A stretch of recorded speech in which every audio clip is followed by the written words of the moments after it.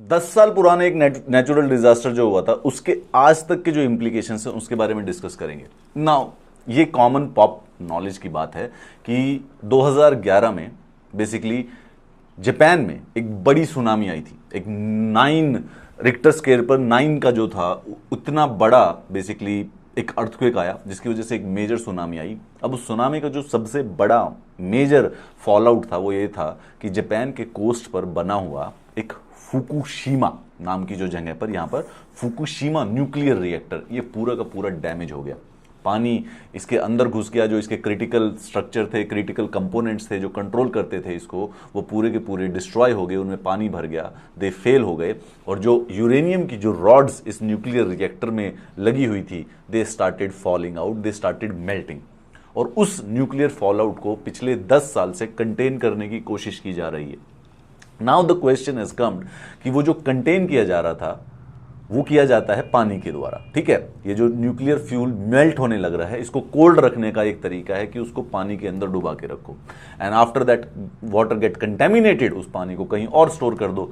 पिछले 10 सालों से ये प्रोसेस चल रहा है एंड दैट वाटर जो कंटेमिनेटेड है वो बहुत सारा इकट्ठा हो गया है। Now the Fukushima, the Japan is actually planning to release the same water into the ocean. पूरा डिस्कस करते हैं। न्यूक्लियर डिजास्टर, ये हम जानते होंगे, this is the sign nuclear disaster के बाद, जो कि फुकुशिमा डाइची न्यूक्लियर प्लांट पर हुआ था मार्च 2011 में। जापान के बिल्कुल कोस्ट पर है, एग्जैक्टली 10 साल पहले की बात है।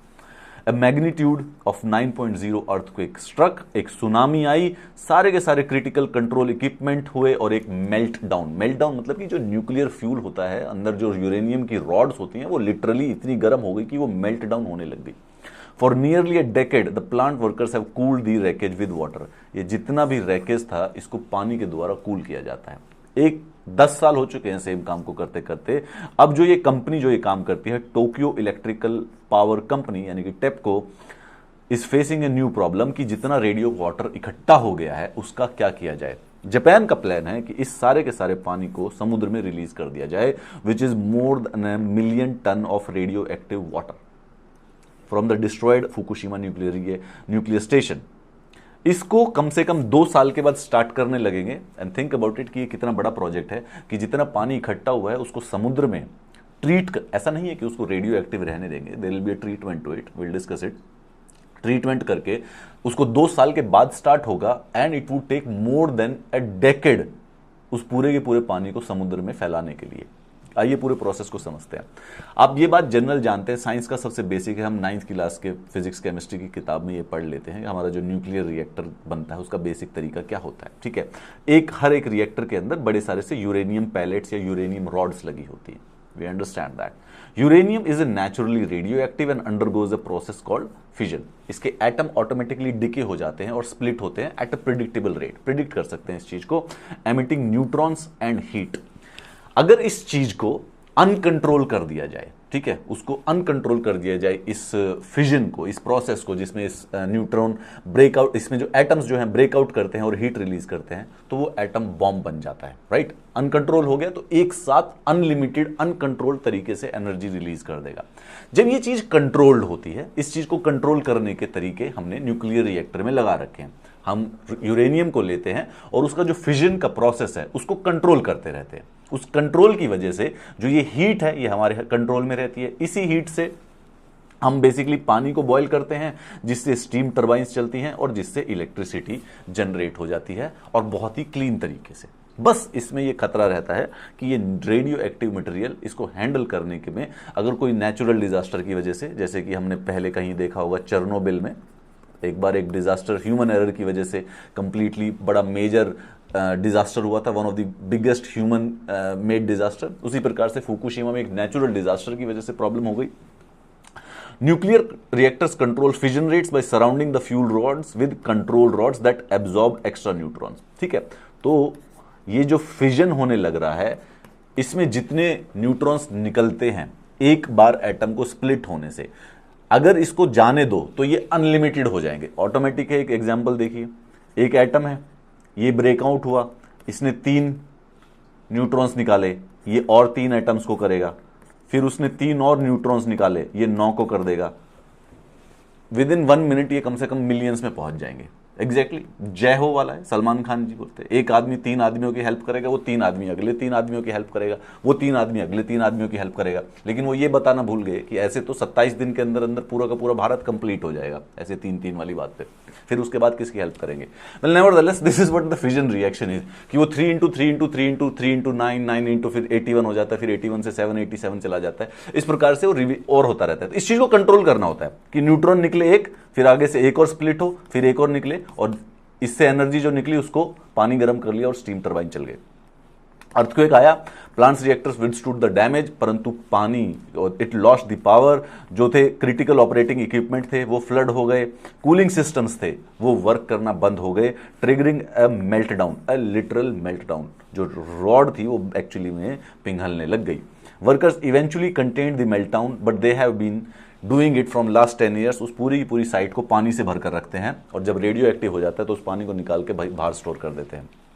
रिएक्टर्स जब डैमेज हुए थे, automatic shutdown and the safeguard systems जो थे वो फेल हो गए, so did the cooling system. Usually reactor में बने होते हैं, कोई इमरजेंसी हो तो ऑटोमेटिकली शटडाउन हो जाए और सेफगार्ड हो जाए, और ऑटोमेटिकली जो रिएक्टर के अंदर की जो यूरेनियम रॉड्स हैं उनको पुल आउट कर लिया जाता है। परंतु अगेन ऐसे मेजर डिजास्टर था, नेचुरल डिजास्टर था, उसकी वजह से वो सारे के सारे जो थे वो चीजें फेल हो गई, हेंस उनको बाहर नहीं निकाल पाए। Fission sped up until the fuel's temperature was hot enough to liquefy and rod begins to literally melt down. Workers ने पानी भर भर के उसको एक्सपोज फ्यूल को थोड़ा कंट्रोल में किया, living highly radio active water pooling in the buildings and seeping into the ground water. 2011 से सेम प्रोसेस चल रहा है, फ्यूल अभी भी गर्म है और उसको ठंडा करने के लिए किया जा रहा है। अब यहां पर आप जो फिगर देख रहे हैं वो जो रेडियो एक्टिव वाटर है वो इन सब के सब टैंकों में भर के रख दिया है। Company has been using system to pumps and piping to inject water into damaged reactor vessels to keep the uranium fuel rods cool. The water is contaminated as it comes in contact with the fuel before leaking into damaged basements and the tunnels where it mixes with the groundwater that flows through the site from hills above. The combination results in the excess contaminated water that is pumped out and treated before being stored in the huge tanks crowding the site. Usually वो जो contaminated water है थोड़ा बहुत तो ground water में भी सीप कर रहा है कई जगहों पर, परंतु वो कोशिश किया जाता है कि उस पानी को जैसे वो एक लेवल से ज़्यादा कंटेमिनेटेड हो जाए तो उसको जाके इन बड़े बड़े स्टोर हाउसेज में स्टोर कर लिया जाता है। अभी 1.3 मिलियन टन यानी कि 13 लाख टन पानी बेसिकली इन बॉक्सेस में, इन स्टोरेज टैंक्स में भर कर रखा हुआ है। इस पानी को समुद्र में रिलीज करना है जापान को इस समय।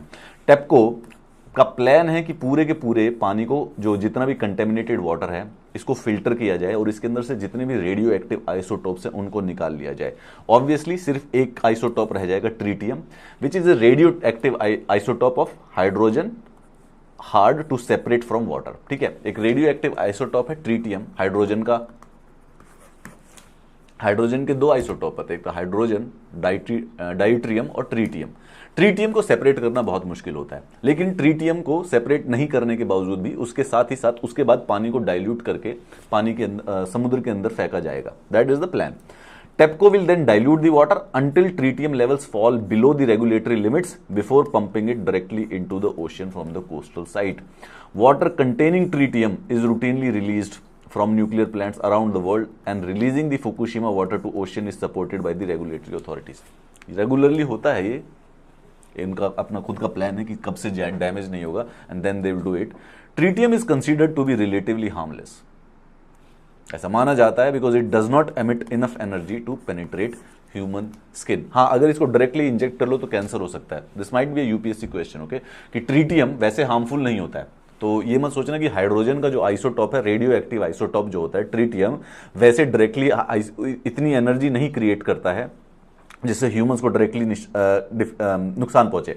जैसे कि अगर यूरेनियम को हाथ में ले लेंगे तो यूरेनियम के जो आइसोटॉप्स हैं या uranium itself, it releases so much energy, इतनी गामा रेज करता है कि वो हमारे सेल्स को ही नुकसान पहुंचा सकता है, हार्मफुल होता है। वेरएज जो आइसोटॉप हाइड्रोजन का है ट्रीटियम, इतनी एनर्जी नहीं है कि वो ह्यूमन स्किन को पेनिट्रेट कर दे। However when tritium is injected, अगर बॉडी के अंदर चला जाए तो basically cancer, it is a carcinogen, basically it can create cancer inside the human body.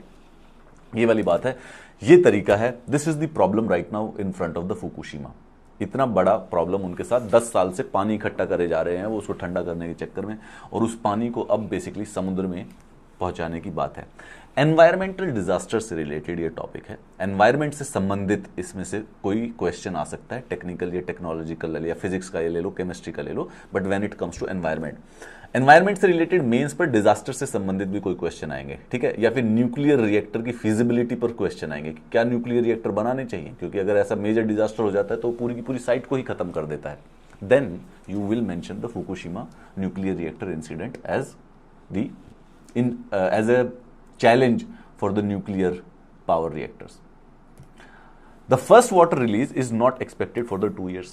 2 साल तक ये पानी रिलीज नहीं होगा। TEPCO will use to begin filtering the water, infrastructure बनाएंगे, रेगुलेटरी अप्रूवल होंगे। Until then the buildup of the contaminated water will continue with the annual cost of the water storage estimated at about 100 billion yen, 912 million dollar, यानी कि 6 से 7 हजार करोड़ रुपए के हिसाब से अप्रोक्सीमेटली लगा दीजिए उनकी एनुअल कॉस्ट आ रही है उस कंटेमिनेटेड वाटर को स्टोर करने की। कंटेमिनेटेड वाटर ऐसा नहीं है कि नॉर्मल पंप से लिया और किसी ने पंप लगा के कहीं पर भर दिया,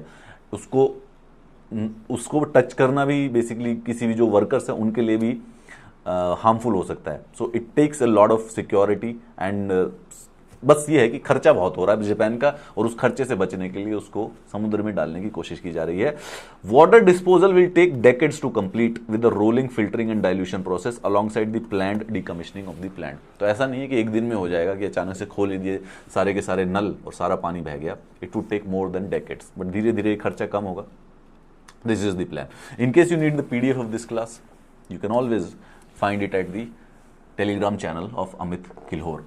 और उसके साथ साथ हम इस टेलीग्राम चैनल पर रेगुलरली वॉइस चैट्स भी करते हैं, where you can directly talk to me, 1-on-1 बात कर सकते हैं हम। इवनिंग में कभी कभी ऑल्टरनेट डेज पर हम वॉइस चैट करते हैं। तो if in case you want to get in touch with me, definitely come on the क्या नाम है टेलीग्राम चैनल। एग्जैक्टली, या about the comments, it takes just 1 minute, actually less than 1, it takes like 10 seconds. Thank you. Have a nice day. Bye.